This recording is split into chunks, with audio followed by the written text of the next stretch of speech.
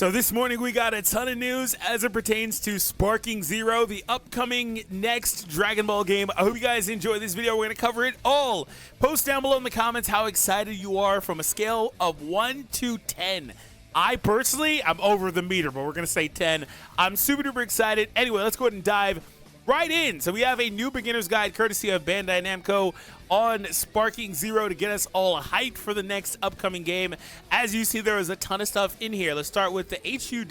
HUD, how do you pronounce that? I'm not sure. I've always just said HUD, but maybe I'm just supposed to be HUD. Keeps the same essence of the Budokai Tenkaichi series, giving a comprehensive overview of each state during the fight. As you see the full layout here, we have the HP bar, the timer, the HP gauge, the key gauge, skill counts, hit counts, and the transformation icons. If you have seen a lot of the content they've been putting out, it's kind of easy to ultimately see what all these things have meant for a long time. Then as people got their hands on the game, started publishing content, it became much clearer as well. So none of this is really a surprise. But again, I really do like the layout of it personally. Maybe you're not a fan. Let me know if you don't like the layout overall. Look at the environment. It looks so nice. HP and key gauges. The HP bar shows the character's HP and decreases when you or your opponent takes damage. Once it hits 0, the character is defeated. Every HP bar has a different color going from blue to orange, and the amount of remaining HP bars is indicated in the left corner. For the key gauge, like in the original anime, key is the power that can be used to perform super attacks and other movements. To increase the key gauge, you can either charge it yourself or it will slightly charge by itself whenever you hit your opponent with hand-to-hand combos. Once your key gauge is maxed out, you can start filling up your sparking gauge to enter a special state known as sparking mode, which requires at least one skill gauge to enter that mode. It decreases as you dash or use key blast or blast attacks, in-game super attacks. Once the key bar becomes red, you will not be able to move until it returns to normal. So pretty standard stuff. All right, the skill count. The skill count is used when you perform various moves, such as transformations, fusions, and skills like super perception or revenge counter. It charges over time, and every time the blue bar is full, it adds one charge to the count. So as you see here, the bar on the left side, charging up, and then it goes, with another number there. All right, so the transformation icon displays the amount of available transformations. Hit count, timer, those are all pretty self-explanatory. All right, so the controls of Soarking Zero. This is where things I think are pretty cool. So the game has two different layouts, standard and classic. So standard is what they're recommending, but classic is a fun one. I like how they use a PlayStation and Xbox controller. Classic is a fun one because it enables you to enjoy similar controls to those of the previous Budokai Tenkaichi game. So with classic, you see right here, you have more of a standard setup. If you wanted to quote-unquote practice for this game, Tenkaichi 3 or whatever game, in that series you wanted to play, it would, other than the standard controls, have some varying control differences. We'll see what they're saying here. But for the most part, it should be okay, but maybe there's going to be some minor tweaks. But for the most part, you can do that with the classic layout if you plan to play with that. But, you could obviously still adjust and get used to the gameplay style, the HUD or whatever it's called, things like that. So I'm not a true gamer, bro. I can't with the HUD, HUD. I don't know, bro. I don't know. These are words that I see online, but I never hear people say. Anyway, so let's see what differences we have here. L2 with the standard controls, which is their recommendation, is to descend, versus that being on R2. L2 on the classic controls was key charge. Okay, so they flipped some of this stuff around. They put descend on L2. So they flipped descend and key charge with their layout versus the classic layout. The revenge counter with a double tap is L1 on classic, and that's actually on the R3. Oh, okay.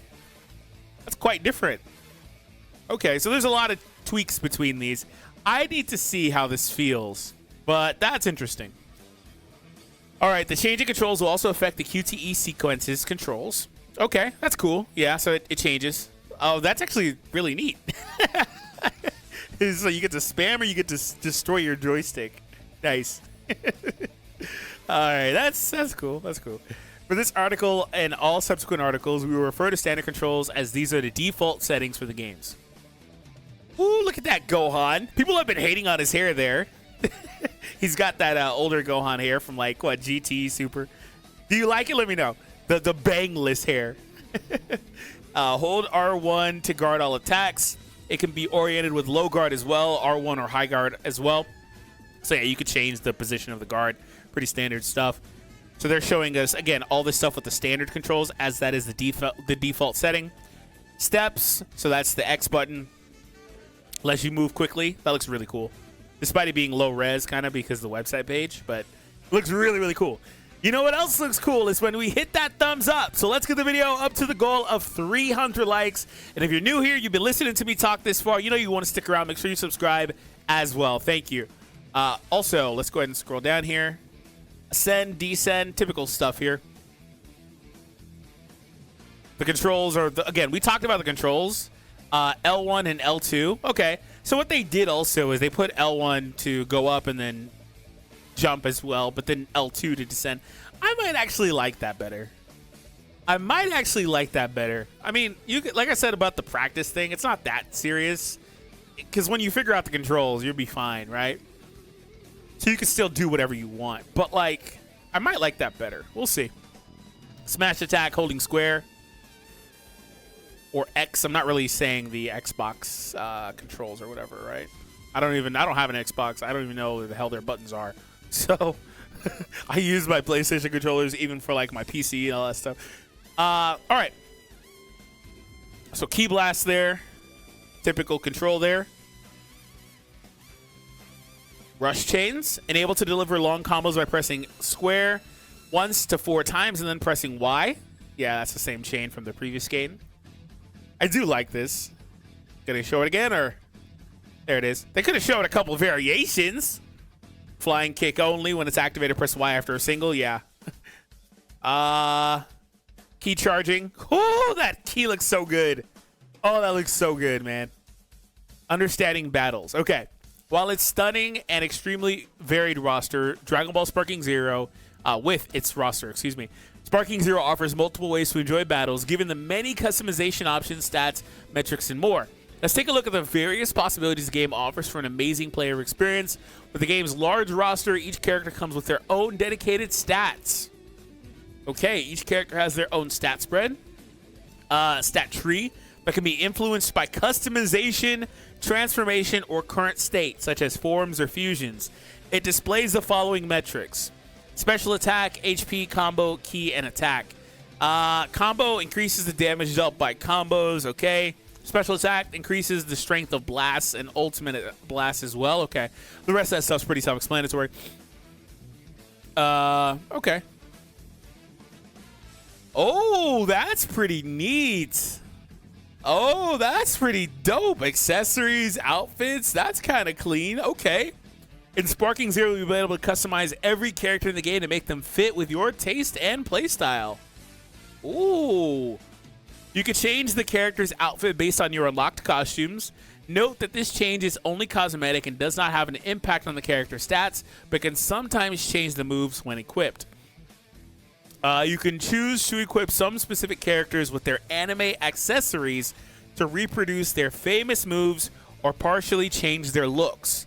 A halo, a scooter, or a... Oh, accessories kind of dope. Okay. It's not like the craziest, groundbreakingest thing, right? I think that seeing accessories in a Tenkaichi-style game is going to be pretty awesome. Type. This defines the additional characteristics, abilities based on the character's type you selected. And ability items. I don't see those two listed in this page at all. Okay. Ability items. You can enhance your character's abilities. Speed, strength, HP through capsule customizations. Oh, there it is. Customize all your favorite characters to make them even more unique during online battles. Okay. Okay, so a couple things here. The stat spread outfit. You're going to be able to come in with like your... Also, there's a lot of slots for accessories there, so there's going to be a lot of options, apparently. You're going to be able to come in there with some pretty awesome characters that are going to feel how you want them to feel, because you're going to be able to customize their gameplay to a degree. Some of these outfits will change their moveset as well, so you're going to... That's kind of interesting. I didn't really think about this being an option for this game. Not that it's not an option, I just didn't think about this as something they would be adding in. And it seems like the possibilities with this are really endless. Anytime you have a system like this in the game, the possibilities are endless. And we're going to have so many characters. It's going to be Dude, this game's gonna have so many variations on characters, just possible. Hundreds and hundreds and hundreds of different looks available throughout the game between characters, their different costumes, and their different accessories individually.